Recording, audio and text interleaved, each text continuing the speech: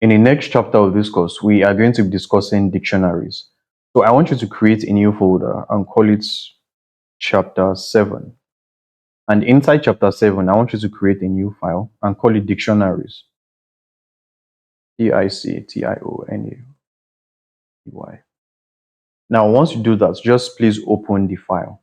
Now, I am going to paste this simple definition, which I had copied from Google, and I would like to share it with you. So, as I will just be using the definition to explain basically what a dictionary is.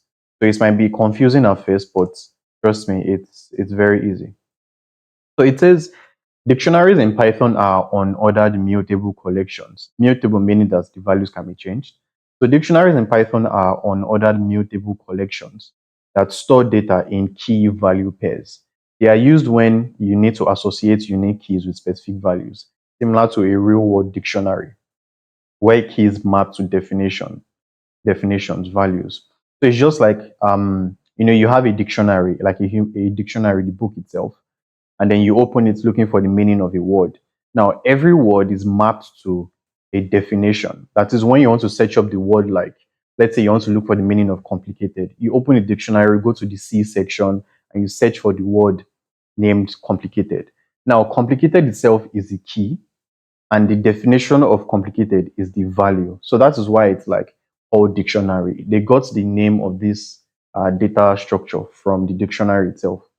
So the dictionary just helps us to map keys to values. So these keys are like unique because in a dictionary, you can never have two definitions or two occurrences of the same word, or although you can have like different explanations in the value of the explanation. So that is basically what a dictionary is in Python.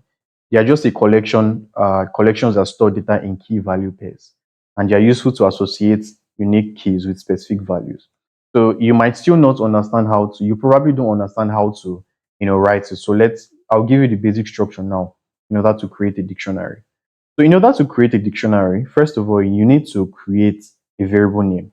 Let's just create a variable called student, right? And then we are going to assign this variable to a dictionary. Now, in order to create a dictionary, first of all, you have to open this curly bracket, opening and closing curly bracket, and then you can press enter. Now, inside this dictionary, we are going to be storing the name of the student, the age, and the grade, for example, in a course. So we're going to be storing the name of the student, the age, the course name, and then the grade. So in order to do that, we are just going to put in a quote. It can be single quotes or double quotes, and it can be name, and this is going to be equals to John Doe, as we can see here. Now, once you do that, make sure that you put a colon after the first item, and then uh, you put in a string also the name of the person. Now, it is also good to note that a dictionary can store data, multiple data types. So just like a list that can store, a list, it can store a string, it can store a list itself. A dictionary can also store multiple data types as values. So they can store even other dictionaries as values. You can store lists as values. You can store integers, booleans as values, and you are going to see exactly. Now, the second item is age. So what we want to do is we want to store the person's age, and we create a new key, which is called age, and we assign it to the value of 20. Now, the next item that we are going to create is the course, COURSE, is the course name. So in here, we are going to be storing, let's just say algebra, for example. So let's just say this user took algebra. We're going to store the course name as algebra. And then let's just say the course code, oh no, not course code, sorry. Let's just say the grade is going to be like let's just say 70.89. Now, what we have basically done here is that we have created a dictionary, and this dictionary is broken down into key value pairs. So what does that mean? This is a key and this is a value. So that is why it is called a key. That is why they are called key value pairs. Now, it is important to note that you must put a comma immediately after a line. If not, Python is going to give you an error. But you don't have to put a comma after the last line. Now, so these are key value pairs. We can associate specific keys to specific values, and dictionaries basically help us store data in key value pairs. So you might be wondering, How exactly can we work with a dictionary in Python? Because we've looked at how to work with a list, how to work with a tuple, a string. How exactly can we work with a dictionary in Python? So the first thing that I would do is I would just like to print, sorry, I would just like to print student. And I want you to see what it gives us. So once I run this, sorry, let's run that. So once I run this, you can see it just gives us the dictionary right back. And then what we can also do is print the type, because we want to see what kind of data type or data structure that this structure or that this figure is. So once I do that, we see a class of dict. So it tells us that this variable student is assigned to a data structure of dict, which is short for dictionary. So it is also one of the data structures that we can use in Python to store or represent data. So I am just going to Control C or Control Z up onto printing the student. Now, in order to work with dictionaries, I'm going to show you the first thing that we can do with dictionaries, how you can access specific items in a dictionary, right? Because we have created this dictionary and we might need to access specific elements from this dictionary. In order to do that, we are going to make use of something that is very, very similar to indexing. In order to print a specific item, we need to grab, or in order to print a specific value, we need to grab that value using the key that it has been assigned to. So if I wanted to print name, I would first of all put the square brackets right beside the variable name. And in here, I need to pass in the key which I am trying to print. And the moment I put quotes, you can see Visual Studio Code already um, recommends or is already suggesting items. So I'm just going to pass in name. So once I do that and run it, you see that we have John Doe printed out in the terminal. That is because we were able to grab the value John Doe using its key of name. Now, I could also do the same for like first name, for example. And once I run this, you see it gives us algebra right back in the terminal. So this is exactly how to access a new element. Or sorry, this is exactly how to access values from a dictionary using their keys. This is me from the future after realizing that I forgot to add something in. So I had showed you how to access values from a dictionary using their keys in one way. Now, this is the first way to do it. Now, there is also another way which is also actually safer. Now, let's say, for example, I comment out this line that is cost name.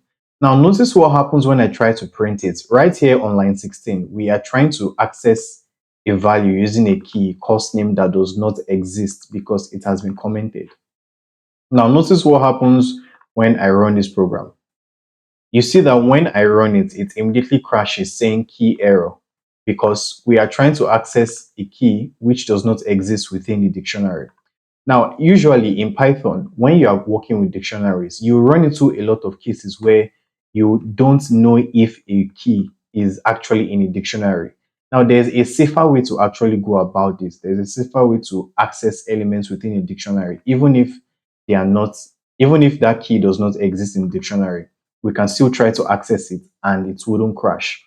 So what we can do is instead of just directly calling the square brackets, we can make use of something called .get.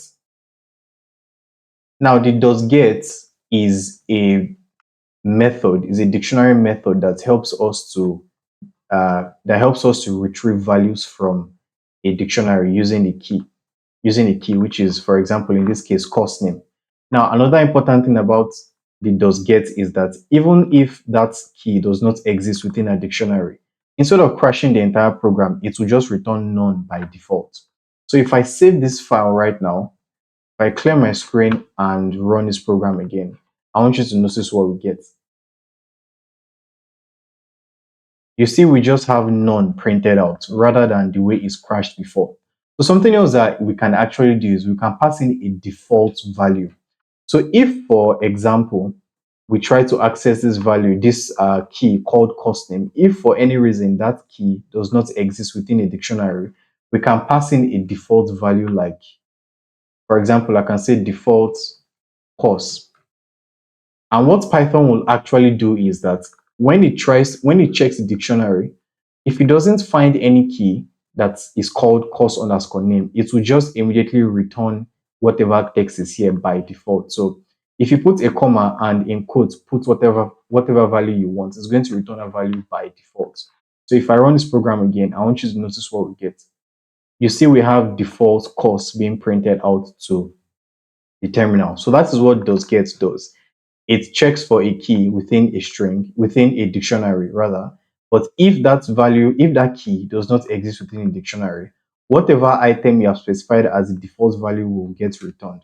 So this doesn't also have to be a string. It can be like a value, an integer, for example. So I just want to show you that the default value doesn't always have to be a string. So for example, here you can see that 23 was returned.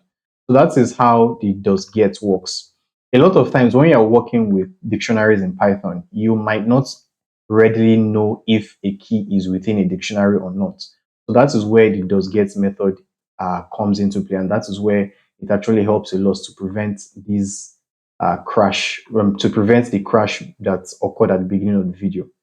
Now, you might be wondering why you are learning about dictionaries. Now, this is very, very important because as you progress in your Python career, you're going to work in a lot with APIs and requests. So you might not understand what that is right now, but a lot of times in your code that you're going to be writing, data is going to be structured as a dictionary. And if you don't know how to work with a dictionary, manipulate the data, create a dictionary, edit it, and so on and so forth, you might not have a very, very good experience with Python. So it is very important that you understand this concept right now.